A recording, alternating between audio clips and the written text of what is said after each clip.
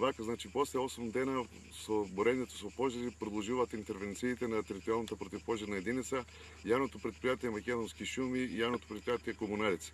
Вклучена е механизација на приватни фирми кои што ни помогнаа синоќа во доцните вечерни часови за правење на пресеци, засеци, со цел да не дојде до проширување на пожарот на околните ридови и да се загрози регионалниот пат, тоест одвивањето на сообраќајот на регионалниот пат Струмица-Валандово. На помош беа повикани противпожарни возила од противпожарната единица од Валандово и од Радовиш, зашто однапред им благодарам исто така и за денешната помош за која ни го кажа, а во раните утрински часови на помош ни дојде и авиоподршка од дирекцијата за заштита и способни. Секој момент че пожарите се локализирани, меѓутоа постои потенцијална опасност пак за ширење на пожарите поради високите температури кои што ги има веќе на теренот. Луѓето се исцрпени и со сите можни човечки ресурси и материјални технички средства ќе се обидеме колку што можеме да помогнеме дури во текот на денешниот ден да го ставиме под целосна контрола и до негово ликвидирање.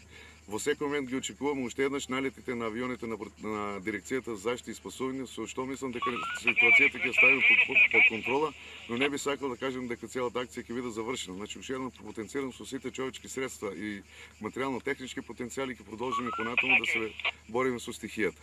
Моментално пожарот е локализиран и уште постои активно горење во помали размери на ридовите кои што се спуштаат кон регионалниот пат Струмица-Валандов.